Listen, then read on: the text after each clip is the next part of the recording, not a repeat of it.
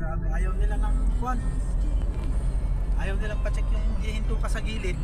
Mga Chinese, ayaw nila na huminto ka. Checkin mo yung gamit. Kung lumuwag ba yung mga tali sir, in-extra ko na yung 12 wheeler o dala ko eh. Igigilid ko kasi yung ratchet, wala akong tiwala doon, lumuluwag. Mas gusto ko pa yung mga lubid na panali. Ayaw, nagagalit. Akala mong nanakawan sila ng nanakawan sir ba? Yung mga Chinese. Kasama sila na rin. Eh kung makadisgrasya naman, malaglag yung kargang, makadisgrasya ka dyan sa daan, di kawawa. Kasi yung operator nga doon na isa sir eh, lumayas din doon, gawa ng nakadisgrasya daw eh, hinold yung lisensya niya.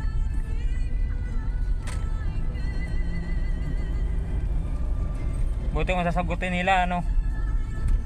Sasagutin din nila, kaya lang i-hold yung lisensya mo. Abala pa.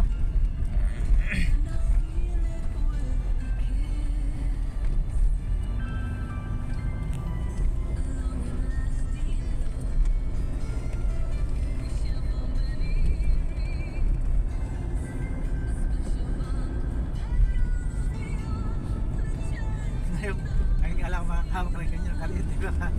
2.7. Malaki pa nga namin no-operate ko sa San Simon. Ano yun eh? 3.8 yun? San Simon? Yung ginagamit namin sa poste, sa kurente. Sabi ko baka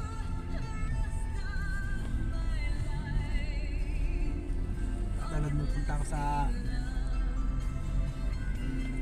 saan makikita ng kasama ko dati nasa Santa Clara.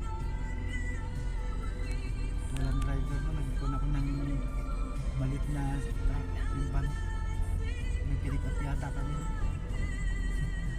Nakita ko, nangyari sa'yo? Gamit yung doon mo, unit mo Sabi ko, itong extra lang kasi yung boom truck yung ginamit. Paano ba kayo makakuha ng insito sa operator? Sa training ka rin talaga sa TESDA? Oo, training.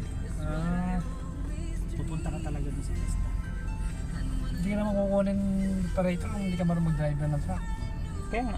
Marunong ka. Kailan marunong ka din?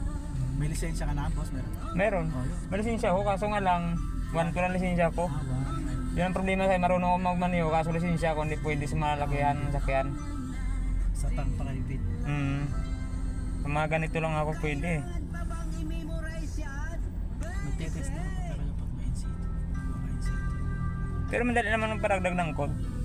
Mahal na ngayon. 2.5 daw eh, sabi sa akin. Hindi. Mataas na yun. Magkukang ka na pag nagpadagdag ka ng code ngayon. Magkukang ka rin. Magte-test na ka na yata. Ay, ewan ko, sa 8 pala. Sa 8 yun, siguro sa mataas yun. Ako nagkunin. Hindi, ano lang, 3 lang. Pagdag na ako ng 3. Ewan ko lang sa 3. Kasi yun yung kausap ko rin ng taga-LTO sa... Dati maselan ngayon, maselan na eh. Kaya nga eh. Taga-LTO sa Gerald Reyes. Sa may ano, Robinson. Robinson ba yun? LTO? Oo, sa anong Robinson nga. Nakausap ko doon, sabi sa akin 2.5 nga daw, paragdag ng code.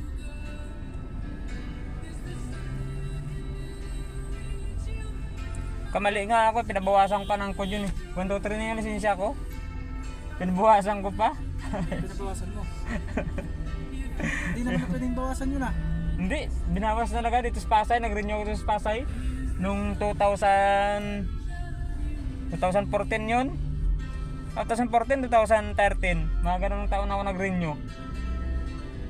1, 2, 3 yung ano ko, yung code ng license ko. Kasi nung unang apply ko pa lang sa LTO, sa license. 1, 2, 3 diretso ako. Tapos pag-renew na, first time ko mag-renew. Ayun, binawasan, ayop na yan.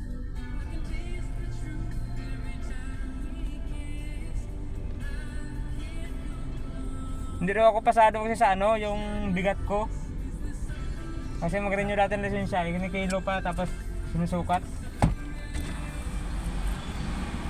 Hindi rin qualified yung physical ko sa code ng license ko.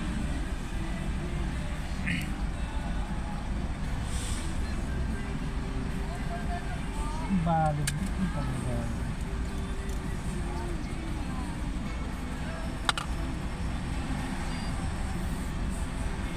Kanina, magkano kanina? 300 lang, ma'am.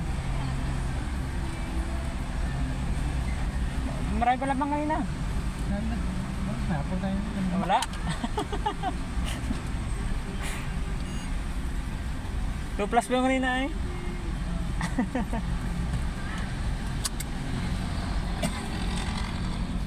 Ang valid ko ba yun?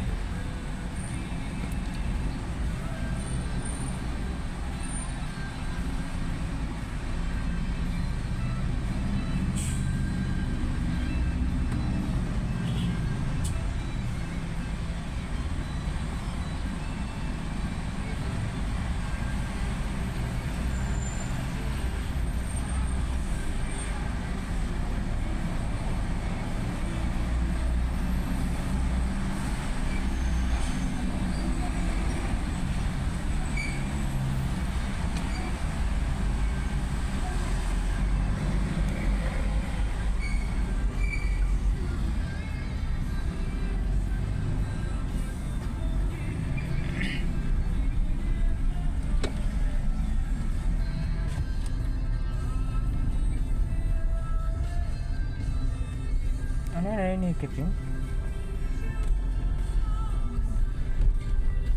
Nanikip nga.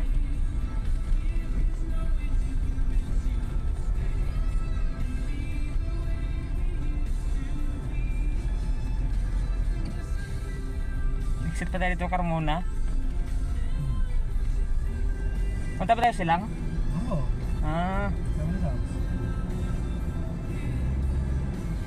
ano daw yung boom truck sa silang eh.